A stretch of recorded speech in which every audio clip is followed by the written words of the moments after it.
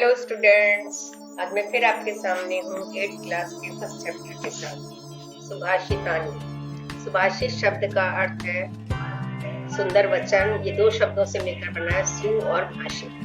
सु का अर्थ है सुंदर मधुर और भाषित का अर्थ है वचन।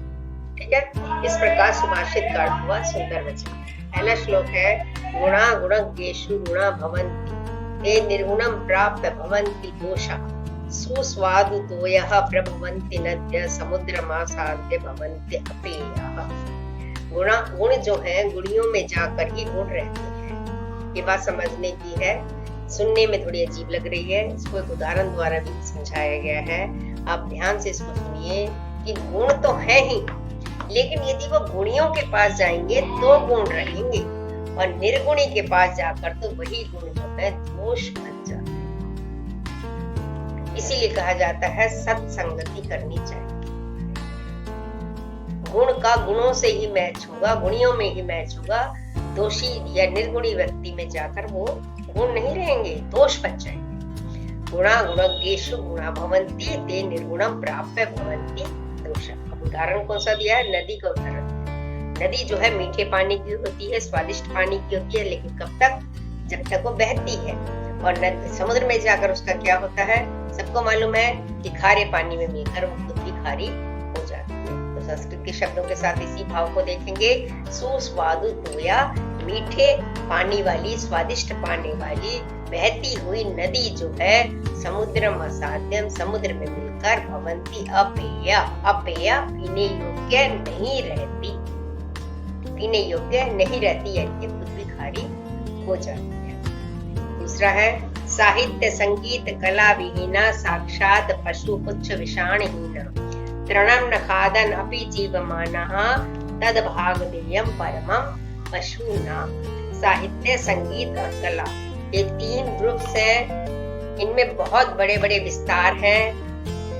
ये तीनों जो एक समग्र रूप में मनुष्य के जानने के लिए जरूरी है, यानी कि मनुष्य को इन तीन में से किसी एक का जानकार जरूर होना चाहिए यदि वो वास्तव में मनुष्य योनि को सफल करना चाहता है।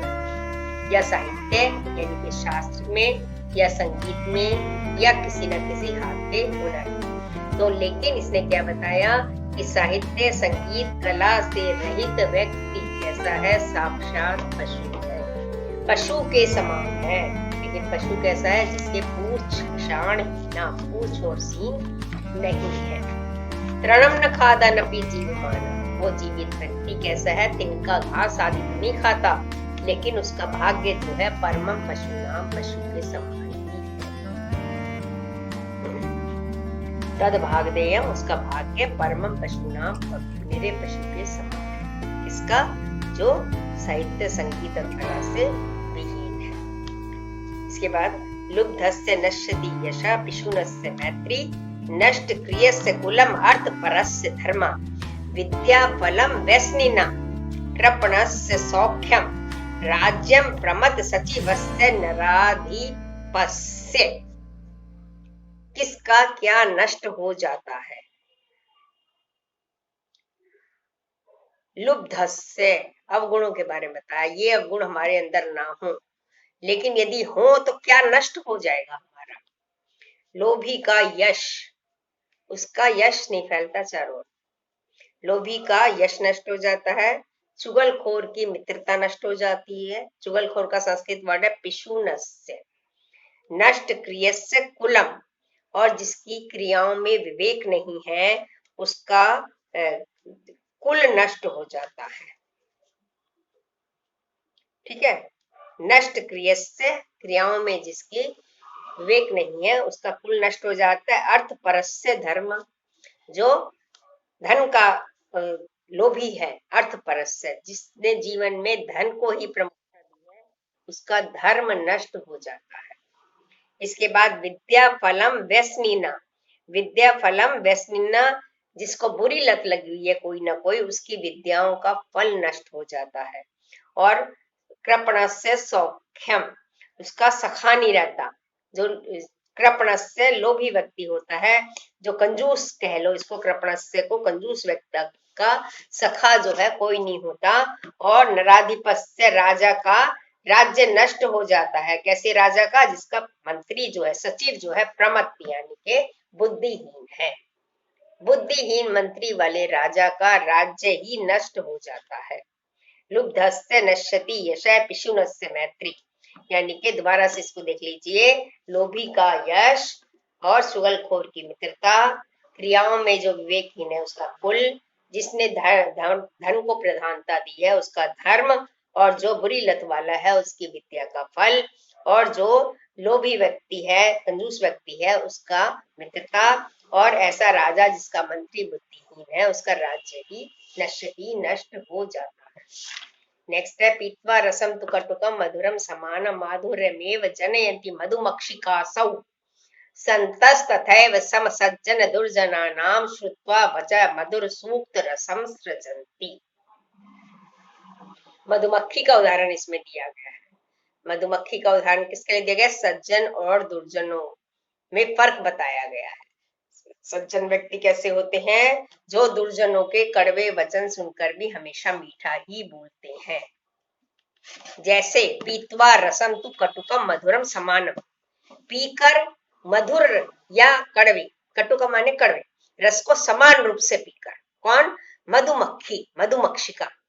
जो मधुमक्खी है वो कड़वे रस को पिए चाहे मीठे रस को पिए, लेकिन माधुर्यमेव जनयति, जनयति, जनयेन, जनयेत भी इसको कह सकते हैं, बनाती है। जनेत प्लस मधुमक्षिका प्लस असौ, 3 शब्द है इसमें संधि के।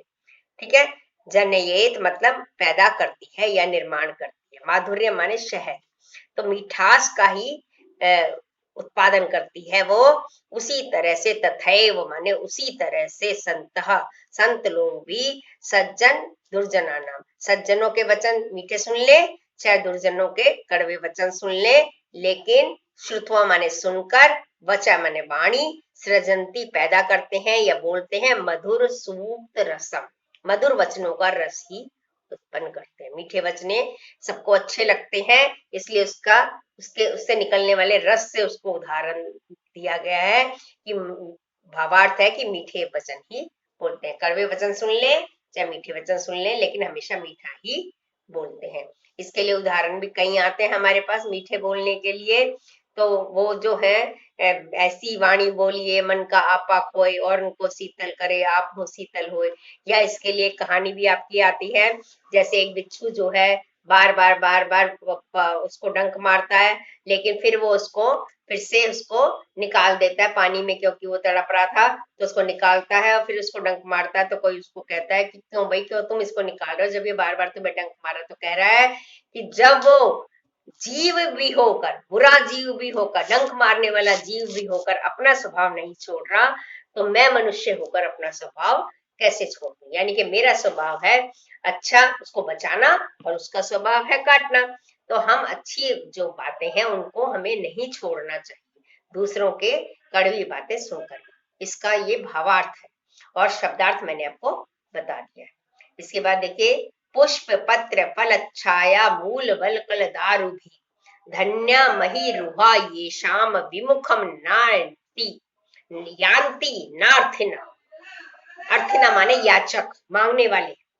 ये शाम विमुखम यान्ति यानी कि कभी भी विमुख होकर नहीं जाते, निराश होकर नहीं जाते याचक। किसके पास से? मही रुहा, पेड़ के पास से। ऐसे पेड़ धन्य हैं। लास्ट लाइन का मतलब मैंने बता दिया। अब पहली वाली लाइन में क्या बताया है, उससे हमें क्या क्या मिलता है। मही रूहा, मही माने पृथ्वी होता है, रूहा माने उससे उत्पन्न होने वाले यानी कि पेड़ों के बारे में बताया है। ये पर्यायवाची है वृक्ष का, जिससे अर्थिना माने याचक, ये शाम विमुखम यान्ति कभी भी विमुख होकर नहीं जाते, क्योंकि वो क्या क्या देते हैं? पुष्प, फूल, पत्र, पत्ते, फल, फल, छाया, छाया, मूल, जड़, वलकल, छाल, और दारू भी लकड़ियां। इतनी चीजें मिलती हैं हमें इससे।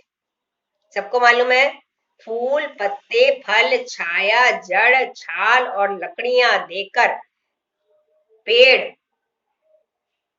देते हैं पेड़, इसलिए वो धन्य है जिनसे मांगने वाले कुछ भी निराश नहीं होते। इसका हर जो अंग है, पेड़ का हर अंग परोपकार के लिए होता है। सबको मालूम है पुष्प से इसके इत्र आदि बनाया जाता है, पत्ते भी बहुत काम आते हैं, फल तो आते ही हैं, इसकी छाया में भी लोग बैठते हैं, जड़ से भी बहुत चीजें बनती हैं और वलकल छाल से भी बनती है और लकड़ियां भी बहुत काम आती हैं।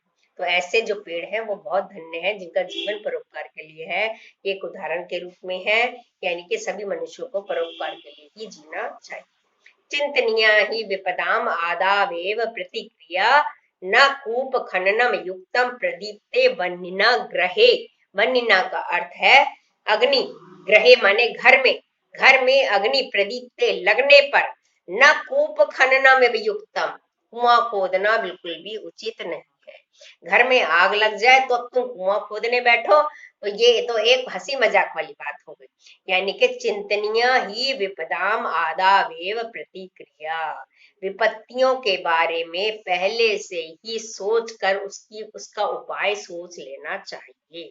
आदावेव अपने पास रख लेना चाहिए उसका उपाय, क्योंकि जो विपत्ति तो कभी भी आ सकती है, उसका जो बचत के बारे में भी इसको कह सकते हैं, या किसी भी मुसीबत का पूर्वानुमान लगाने के लिए भी कह सकते हैं, क्योंकि घर जलने पर जो कुआं खोदने के लिए बैठता है उसको मूर्ख ही कहा जाता है। यहाँ पर ये आपके समाप्त होते हैं। मैम जी आप इसके उसमें भी क्या ये बैक एक्सरसाइज और न्यू वर्ड्स करवाओगे? इसके जी मैम। हाँ, इसके अभ्यास प्रश्न करवाऊंगी मैं नेक्स्ट उसमें। जी मैम। मिलते हैं फिर, बाय।